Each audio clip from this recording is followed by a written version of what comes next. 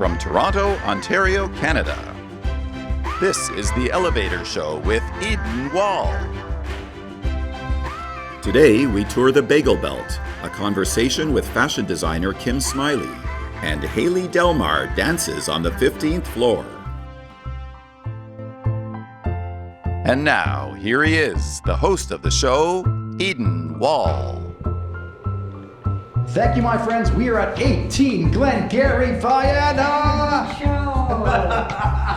Vienna! Welcome, everybody, to the Elevator Show. We're very excited because we're taking the talk variety genre from the studio and to the elevator of all places.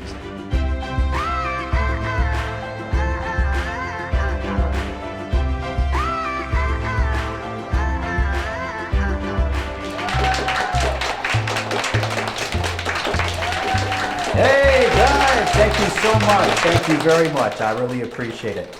And welcome everybody to the Elevator Show, Canadian Jewish TV. Now we start every episode the same way. We go street level in a segment we call The Bagel Belt. So let's explore the Bagel Belt together right now with Ori Watkin.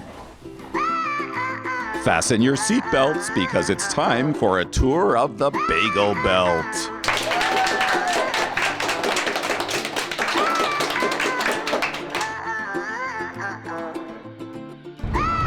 Okay, we are street level Toronto, Ontario, Canada.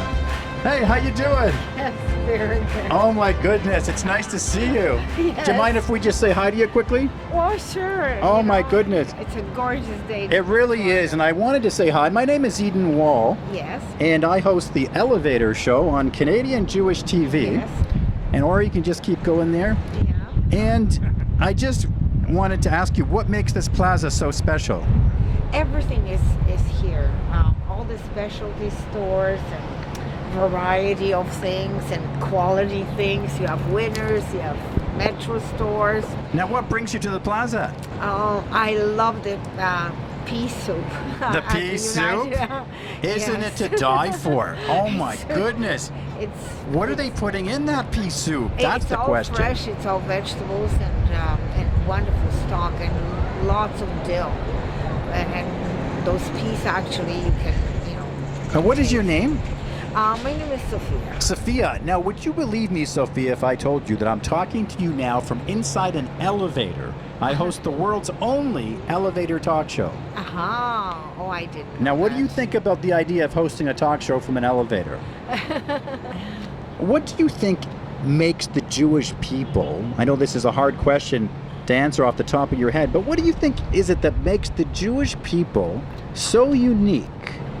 Because they have suffered, they have history, and they do have lots and lots of compassion, really, and they're very, very, very open, very industrious, very, very hardworking, I must say, yes. And very artistic and also very, they're simply gifted. What do you think is the secret to our survival?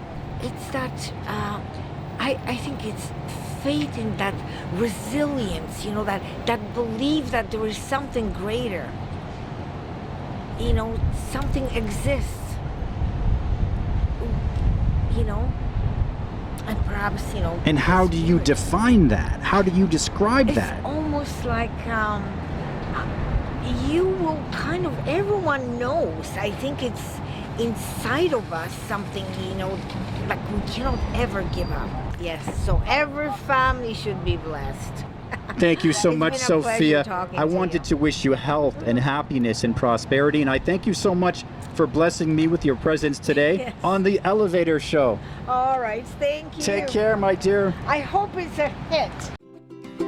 Don't go anywhere because Eden is on his way down to the lounge to speak to Canadian fashion designer extraordinaire, Kim Smiley.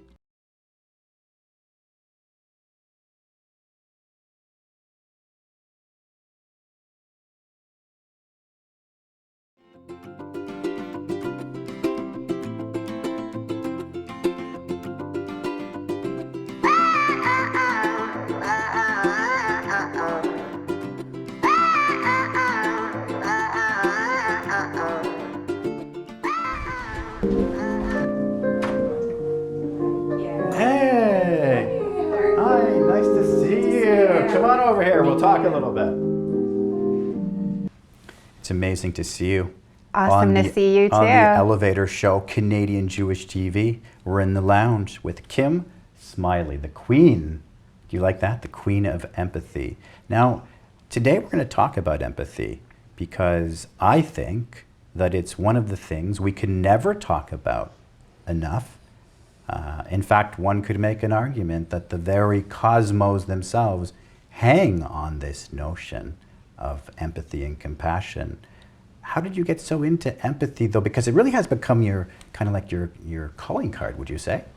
I like that you think that. I think that that's amazing. I think most people see me as a fashion designer, as a jewelry designer, but my heart has always been with empathy. I see you different than everyone else sees you, Kim. Empathy. What drew you to this as kind of like your moniker in a way? It is. It's been a calling for me, the empathy piece, and I was empathetic from a very, very early age. Mm-hmm. I believe empathy is hereditary.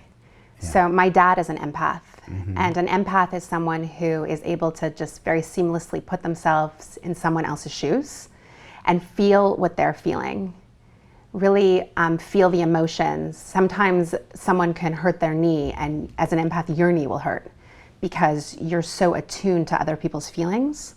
I believe that I got that from my dad, and I think that it is passed down from generation to generation. So there's two different types of ways that I teach empathy. Mm-hmm. The first is to people who don't have that innate sense of empathy. So that's most of the population that doesn't have that innate empathy. But empathy is like a muscle. Mm-hmm. And like any muscle, if you exercise it, you can learn how to be more empathetic. Mm-hmm. So that's on one side of the spectrum. And then the other side of the spectrum are people who, like you, are highly empathetic, highly sensitive people who often struggle with boundaries. They don't know where they end and someone else begins, which can be very problematic because it can be emotionally exhausting. Yeah, for sure. But it can also be physical. You could physically become sick when someone else is sick, or if there's a situation where there's major distress, where someone's in pain, it could affect you physically if you don't have those proper boundaries in place. So part of what I teach is how to put up those boundaries and how to have, I call it empathy armor. Okay, that's cool. Now, we don't have a lot of time here, unfortunately, but I will ask you, in short, how does somebody put up that empathy armor, as you would say? One of the first ways is to learn how to say no and to learn that no is a complete sentence. You don't have to be rude in saying no to people, but when you are highly sensitive and when you're a feeling person, people tend to ask a lot of you. And you tend to attract people as well who aren't afraid to ask things of you. You know, we tend to be magnetized to people who are kind of like our yin to our yang, right? For sure. And do you believe in the law of attraction? Yeah, I do. For sure. Because I find you're right. It's like we're always putting out vibrations. Would you say? Vibrations to people in the universe. And it seems like we're always inviting something, right? We are. We're absolutely. People have energy. My opinion is that everything is energy. It's not my idea, it's Einstein's idea. Everything is energy. You sure it's not your idea? No, it's not. It's definitely Albert Einstein's idea. Yeah. I think, sure, we put out energy, and you know too, Eden, if you go into a room, there's certain people that you're drawn to, and there's other people that you feel repelled. And I think that we feel energetically who we should be interacting with, right?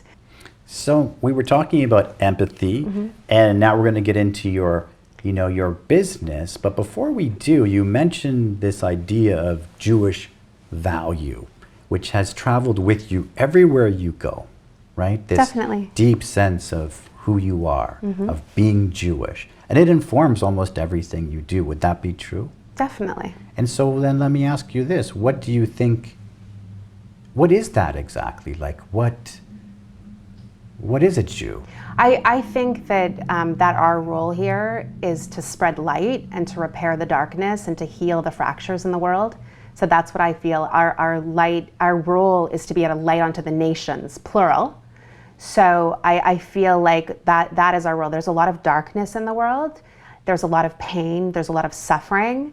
I think we are enjoined to use our souls and our hands and our hearts and our minds to bring light to that darkness. Jewish people. Yes. Yeah, light onto the nations. Yes. And you, to use that as a perfect segue, you have found a really interesting way of doing that with your jewelry. Yes. And so let's talk about that, because you brought empathy into this brand, and it's the jewelry is beautiful. And you told me you even made the dress. Yes. Like, you are a creative powerhouse, man. You don't mess around. You don't mess around. I do. I mess around a lot. We're going to get into that on the next appearance, okay? Sure. But it's just extraordinary, your creativity. Thank but you. you brought empathy into this amazing brand, and then the product takes it to the next, right? Empathy, then to the product, and the product is moving it all forward. Explain the inspiration to your jewelry and everything you're doing now with Kim Smiley, the jewelry. Okay, sure. So I wouldn't say that I brought the empathy to the brand. The empathy is me. It's who I am. And so empathy is woven into everything I do, from all the different jobs that I had. I don't know if you know this, but I worked in the nonprofit sector for 13 years before I left to pursue this side hustle, right, full time. So in terms of the jewelry company, one of the things I'm most proud of about it is that I hire newcomers to Toronto and we pay them a living wage. And these women are artisans, and they create art. And so I started as an artist. I was a self-taught mixed media painter. And the way the genesis of the business started is that I started incorporating lace into my mixed media paintings. And one of my best friends, Brian Abrason, was getting married. And he asked me to make the ketubah for him and his bride, Sue Gold. And so I used a piece of lace over the inscription of the ketubah. And what happened then, Eden, was really kind of interesting. I did a whole series of paintings using photographs from the Ontario Jewish Archive. There was a photographer named Sylvia Schwartz who photographed in the 1950s images of children. And so I did a whole series of paintings using her photographs and incorporating all kinds of found objects and, branches and feathers and lace. I started collecting lace. I looked at the paintings one day and I said, these belong on a woman's body, not on a wall. Right. And I created a bracelet. I was meeting with a donor for UJA Federation where I worked the next day. I know you interviewed Adam Minsky on this show.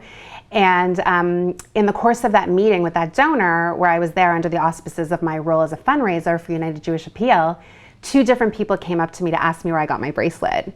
And it was the genesis of the company. I literally walked back to my car after the meeting because the individual with whom I was meeting owned a clothing store, 100 different stores across Canada and the US. And he was just very taken by the fact that 2 women came up to me to ask me where I got my bracelet. That was the beginning of the company. And I walked back to my car and conceptualized the business plan, which was that I would hire marginalized women. I would position it as fine art or wearable art. And I would incorporate poetry as well, because I've written poetry from the earliest age. We are fellow poets. Yes, we are. And so every piece in my collection is named after a poet, either famous or emerging. Thank you so much for being on this Thank program. you. Thanks for having me. I wish you so much good luck and success, mazel, as we say. Too. With the empathy, all of your empathy work, Kim Smiley, the jewelry brand, and this amazing amalgamation, because that's really what it is in the purest sense. So take care. Thanks for being on the Elevator Show, Canadian Jewish TV. Thanks for having me. All right, take care. Good to see you. You too. Kim Smiley, you're watching the Elevator Show, Canadian Jewish TV. We'll be right back.